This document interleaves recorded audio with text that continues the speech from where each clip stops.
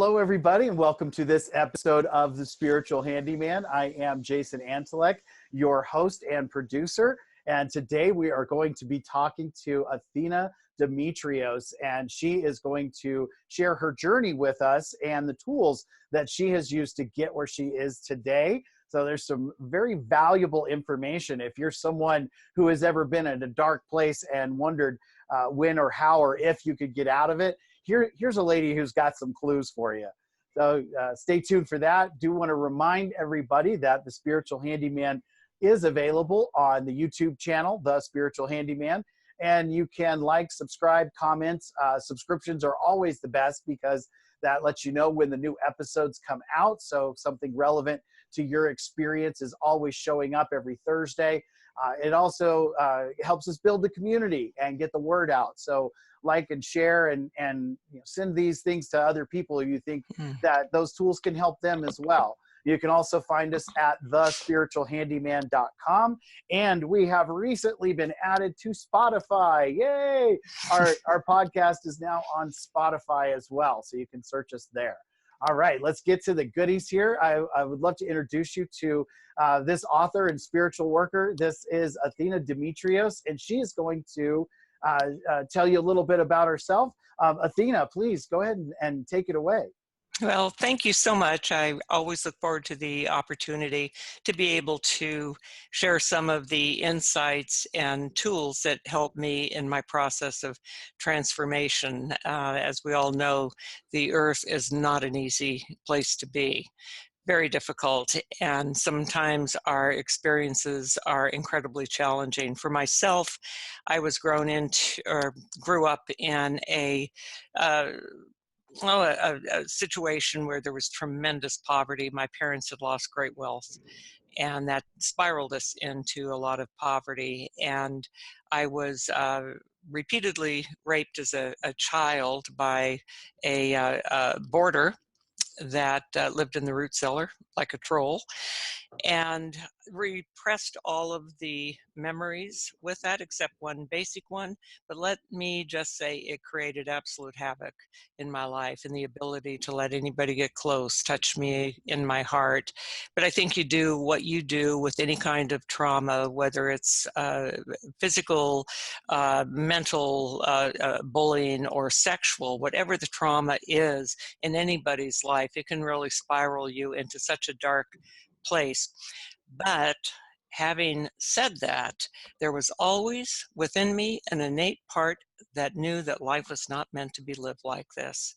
I just knew that there was something more. I didn't understand what it was. I had no reference or a reference point for any religion or any belief in God. I personally just thought he was really a creep for allowing all that to happen. Suffice it to say, when I was 30 or 32, I think it was 32, I call it getting hit on top of the head with a cosmic hammer. It was my spiritual awakening. And with that, I had three events, literally, Jason, that brought me to my knees. And there was a very powerful and heartfelt prayer. And it was, if life hurts this bad, the cause lies within me. That was my turning point. With that, there was a golden ray that came into my front room and dusted everything with gold. My life began to take off in this direction that was just absolutely peppered, you might say, with psychic phenomena, mystical visions. That was just part of my journey back home. I also chose to go back and look at the trauma through hypnotherapy with a very qualified therapist. So glad I did that kind of work. And what that eventually enabled me to do was to redefine the way I looked at life. The perceptions that worked as a kid no longer worked as an adult. I was able to begin to cross that bridge from, and this is a biggie for everybody, and I get it, victimhood. To cross that bridge and also to find forgiveness. But forgiveness, I always say, that came from my heart, not my head. because it was always easy to say, I forgive you, I forgive you, I forgive you, I forgive you with my head, but not my heart. And that was that was a big thing. I did have one experience, I just want to say real quick here, that when I was put under, I would go through automatically on my own without being guided to some previous lives. Back 2,000 years ago, started talking like a Roman tribunal judge around Christ. All of this is in my book, Walking Between Worlds. And I also went to my previous life before I was born. And I was surrounded by masters and teachers who they were showing me my life. They were showing me the family I was going to be born to, the challenges. And it was almost like they took this huge film strip, and I was able to see the blockages or the growth experiences that would rise up at certain places along my path. And I knew that that was going to be a growth experience. And the state of awareness, because this was important, the state of awareness and the love and the safety that I felt in that in-between state as pure consciousness, I can't even describe it. I always say it was the closest thing would be like my soul, the love and the safety felt as large as the United States of America, as opposed to being pulled into this room speaking to you. You know what I mean? It was that coming into the earth was that difficult. And again, that became a point of reference for me when I began to cross the bridge for forgiveness. Now, in my path, I became a channel for a wonderful, I call him my mystical muse. His name was Dr. James Martin Peebles. And I currently work today with people, helping them connect to the master within, or working through some of their challenges, blockages, or illusions. We all have them. We carry those in. But one of the things that the doc, as I always call them, refers to are these tools for transformation. I'd like to share a couple of those with your listening audience now. One is if you're going through anything difficult. Well, it's like he always says, if you are going to feel like a victim, he says, do a good job at it so that you own it and it doesn't own you, because it feels so awful when victim does. Isn't that great? Do a good job of it. Oh, yeah. He always says, do a good job of it. If you're going to be a victim, do a good job of it so that you own it and it doesn't own you. And believe me, there were times that I just wanted to scream at the mountaintop. I'm a victim of, this sexual abuse. But I think we want to also be acknowledged in one sense. So I get that. I understand that. Now, one of the tools, well, he's got three that he shares. Self-responsibility for your life as a creative adventure. The second one is increased communication with respect to all life. And the third is, again, that self-responsibility for your life. And so working with that and taking these other tools, you can write, how did this experience serve me? How has this experience, I don't care whether it's a divorce or breakup, you can't let go of something, it feels like it's a bulldog with its teeth into your pant leg.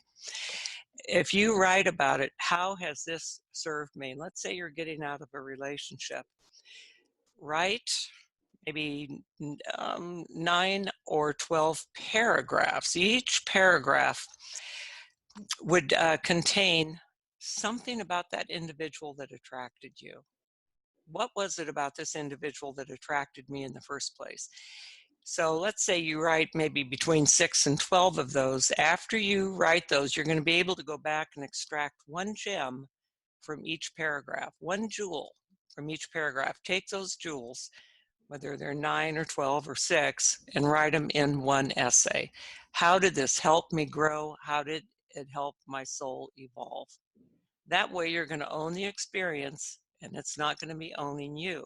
because sometimes someone's vibration, or we are just looking beyond, and it's not always failure to break up with someone. Sometimes it's just catalyst. But if you can apply that to any of your experiences, it's going to help you. So keep a journal. If one is wanting to go back and explore any kind of abuse with a therapist, bravo, good for you, and I give you a standing ovation, because it's a courageous move. But understand it's a process, and it doesn't last forever. So this would be my advice, not that people necessarily listen to advice, but coming from someone who knows the journey well, I can only offer you my perspective. Find a good qualified therapist, someone that you feel aligned with. Don't just turn things over to just anybody. So trust your gut when you feel like you have found a good one. You're going to get out of it as much as you're going to put into it. Okay, I think that's also very important. And if you're really getting in and doing some work, you're going to cry and you're going to feel angry, and you may tap into some rage. That's all part of the human drama. So allow each one of those, it's like the doc says, it's space and it's time. Allow that thunder and the lightning so that you can own it. You'll move through it. It will morph naturally into your next experience, whether that's or the next phase is the better word, whether you go through the anger, the rage, or maybe it's the denial, anger, rage, and then grief, and then tears, and tears and tears and more tears. And that'll eventually morph into grief, and then eventually acceptance, and then forgiveness. And one of the things, and you don't always have to fill the timeline from what anybody else says. It's not an easy bridge, but it's a bridge that if you can cross or decide to cross, and just continue to pray to spirit, because you'll get the help. That light within you is what's pulling you forward to heal. It's the light, the God within you, that's doing that. And, you've got all these wonderful spirit guides helping and aiding. Don't be afraid to call on them, because they're there. They want that conscious recognition from you, and they're there to help support and to guide you through your intuition. So one of the things for me when I crossed that bridge with forgiveness was thinking back, because I had no resolve with my mother at the time that she had passed for allowing this perpetrator into our home. But I started thinking, oh my God, how she must feel with that state of awareness looking back on her life now.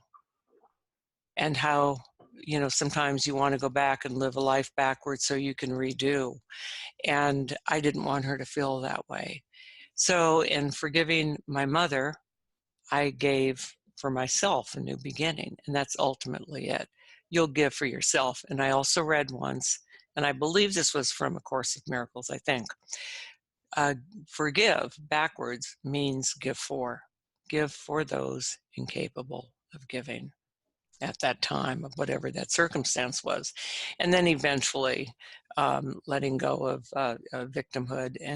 But understand, more than anything, it's a process. There's a woman out here swinging the light for you, swinging that old lantern in the dark night, and life is beautiful, and it can feel so wonderful to be alive.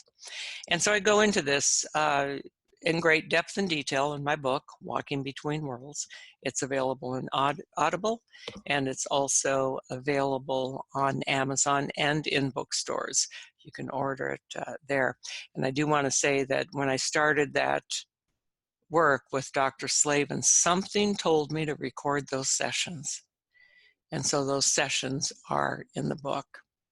That journey is all in the book. And so the reader really goes on that journey of healing with me. And I also work with people, privately, and they can contact me through my website, which is iamwithin.com. I am within. And if they're interested in learning a little bit more about Dr. Peoples, you just click on that great looking guy with a long beard. Yeah.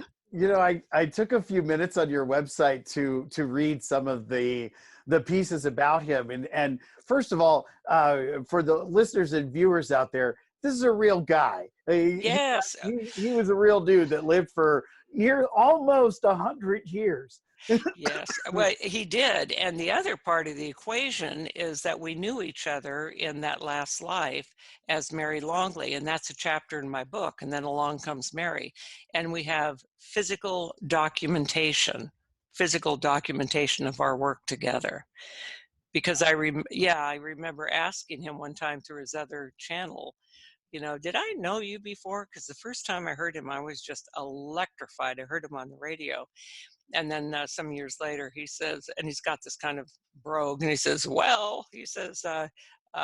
knew this was going to come up sooner or later. And he said, I'll tell you this, I knew you well. You were not in my peripheral vision. We worked on several projects together. I love you very much. You're as a sister to me. Your name was Mary. That's all we're going to tell you. And you'll be exploring this later down the road. So that whole journey is in there. And then I've actually got books that I wrote in that last lifetime. And guess what? At the very back of the book, Dr. Peebles is giving a testimonial in Well, the that's back of the handy. book. That's right. I mean, That's yeah, so handy. in the 1800s. So we both worked as spiritualists, and at the Banner of Light, I was an editor and a medium in that lifetime. But I have a complete in-depth bio, and our names were all over the internet, working together and lecturing together. So that's why I had that electrified feeling about him. Right. But I also see spirit physically, help them cross over. So there's lots of interesting chapters. If you're dead, why do I see you? That kind of thing. And going back 2,000 years ago to lifetimes around Christ. And it's just filled with that. But that's just been my journey back home. And It sounds like that your book, Walking Between Worlds, is really chock full of not just your spiritual journey now, but also the references to the things that you've tapped into before, right? So you're providing like centuries worth of information in a well, way. yeah, I mean, he kind of gave me a new meaning to the well, this is his favorite joke. He says, you know what we call an old soul, don't you? And yeah, what is that, Doc? A very slow learner. Isn't Ooh, isn't that ooh. funny? Yeah, A that very, was, but that's his favorite joke. It's actually his favorite joke because we're eternal beings, and so, but it's like if you find yourself coming up against the same stumbling block over and over and over again, that's usually tied to a past life. It's usually a past life. So he's very, very strong on helping people understand what that issue was and why they have that knee-jerk reaction to that all the time.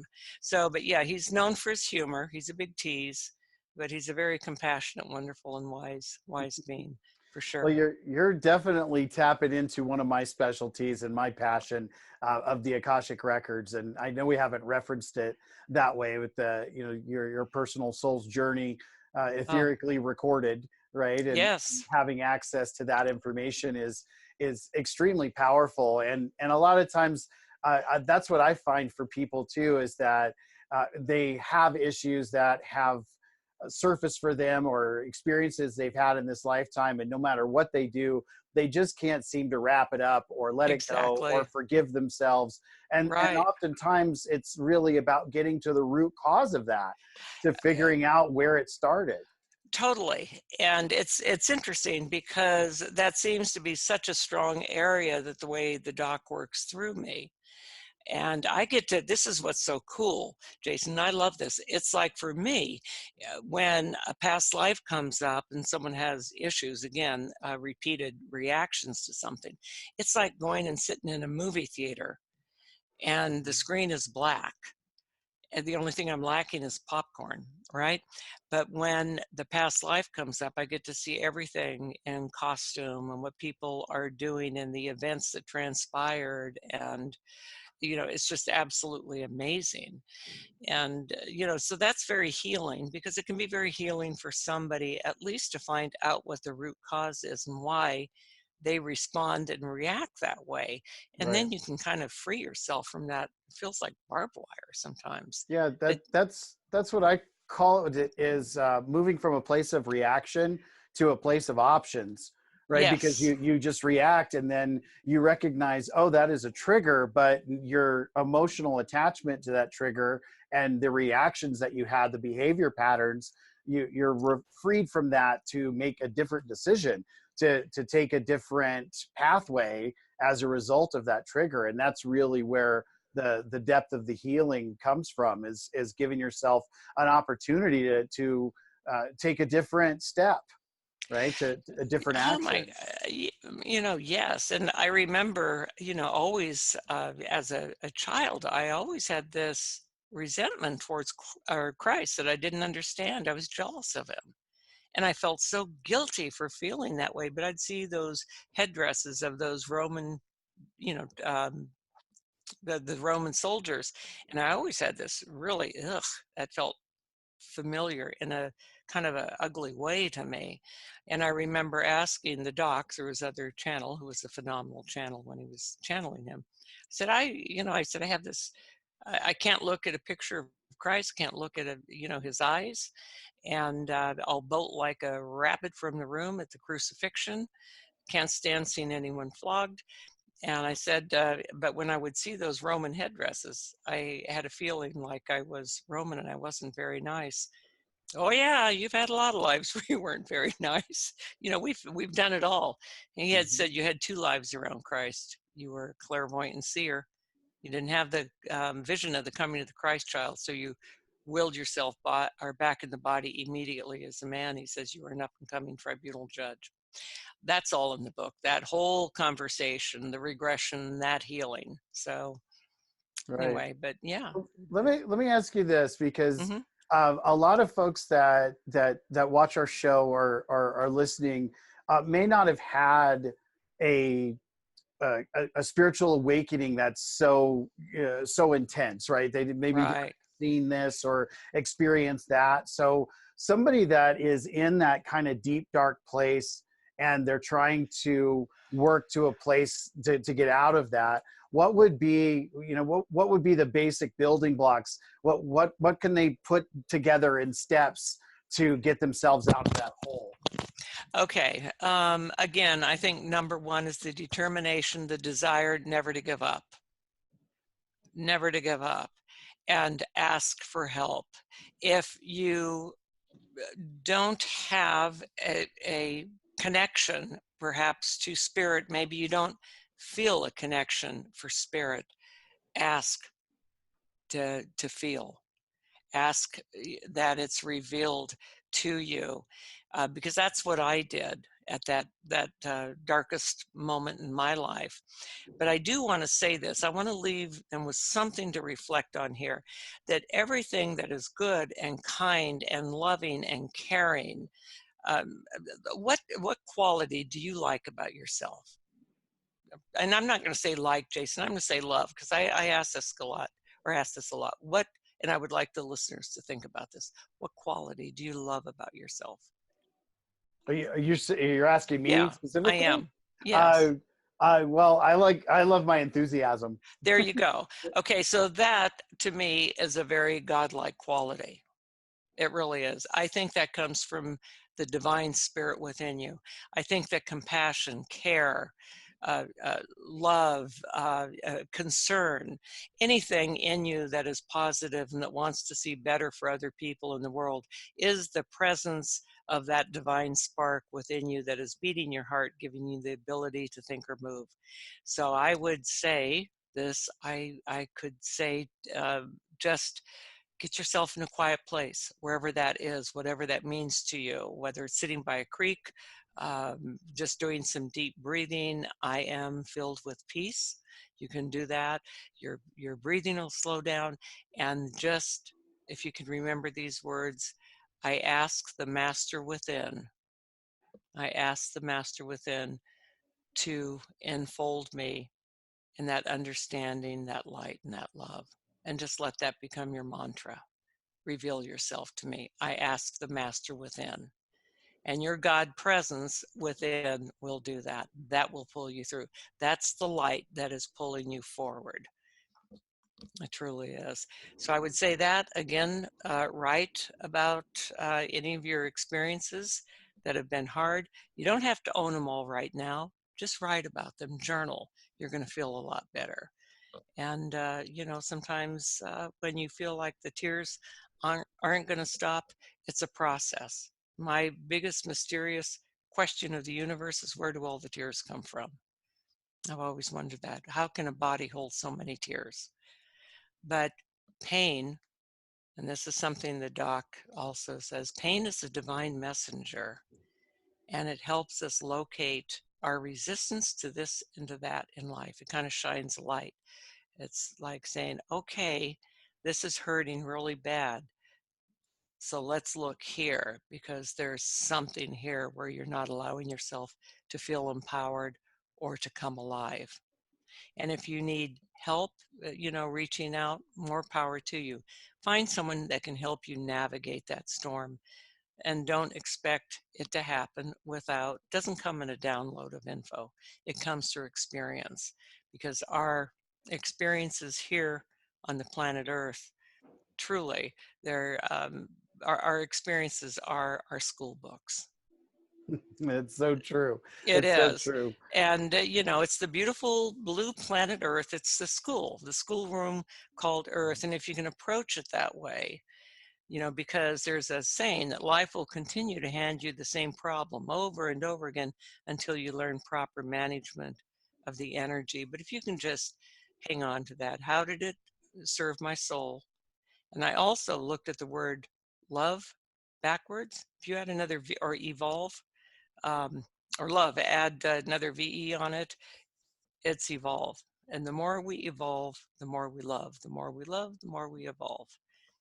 And we're really here to let go of our self-judgment, and not easy, but this is a great place. So my spiritual journey has been everything that got me here. I feel like this is just wonderful. It's just good to be alive, and hopefully to inspire others, not to give up. You have a bright light, and that light can outshine any shadow in your world. And that's my take on it. Well, And I'm I love it. standing with it. I love it. You are strong in your conviction, and you have I am. reason to be in that place. So I would urge everybody out there to take an opportunity to connect with the book. Excuse me. Walking Between Worlds, and Athena's contact information will be available to you in the description down below the video. Athena, would you again share your website and how people Sure. contact you, just in case? Yes, they can contact me right through my website, and it is I am within. I am within.com. I am within.com. And then they can contact me. Love to hear, from them. And I do sessions again with Dr. Peoples. I also do some seminars in higher consciousness. My joy is really working with people and helping them to feel inspired to do the journey, to do the journey. And powerful souls, I just want to say this too, that really powerful souls, boy, when they come in, sometimes they bring in a lot that they want to look at, and a lot that they want to address in this lifetime. And then there's other people sometimes that it just seems like, boy, they just have this kind of linear path and they don't look up. But my head was always turned to the stars, feeling homesick, wanting to go home. How do I get back there? And just knowing in my heart that I belong to something greater than this. I just never could buy into the concept of uh, spirit or God being fearful, judging, none of that. Uh, uh, to me, pure love. That's all it is. Absolute pure love. So don't be afraid to ask for help when you're going in, and your presence within you will hear that. And I'm going to send you light. Well, Tina, thank you. Thank you so much for your bright light and for all that you've brought Thank to the you. world. Oh, There thank is you. a huge benefit to others when you have the opportunity to connect with someone's journey and to really understand what their healing process was like. And your book is a tremendous gift to the world and those people Oh, who thank you struggle, so much. because you really do include all of the details, the things that All of other it. people that is omitted because it's so personal. You actually put it right out there. So folks, I again urge you, it's called Walking Between Worlds. There'll be a link on how you can learn more about it in the description of the video. And Athena, again, thank you for your presence today. Thank you for all that you're doing and for helping Oh, people in the world. We appreciate what you're bringing to the planet. well, bless your heart and thank you. And I'm going to just say, bless your heart to it's something I'm always saying, and so is the doc. It's always saying, bless your heart. So we need all the blessings that we can achieve and receive from spirit. So That's right, and anyway, we'll receive them on this end, and oh, I love it. we'll transmit them out to all of our listeners and all of our viewers. So everybody, thank you so much for taking the time to watch the Spiritual Handyman Internet TV show on YouTube. Please take the time to also subscribe so you know when new episodes are coming out that might be relevant to your life or someone you know. It's always about putting spiritual tools in the hands of people that need them. And we will see you guys in the next episode. Thank you.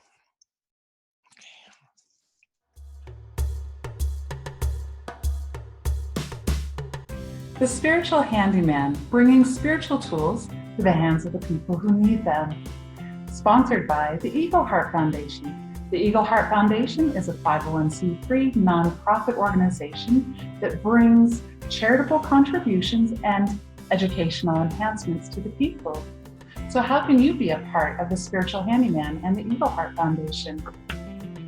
The Triple Win Situation. This book was written by Granddaughter Crow, and half of the proceeds go to the Eagle Heart Foundation, which in turn sponsors the Spiritual Handyman. How to get it one? It's on Amazon and Kindle for only $9.99. So we are here to bring tools to you. Thank you so much, Spiritual Handyman. We believe in what you do.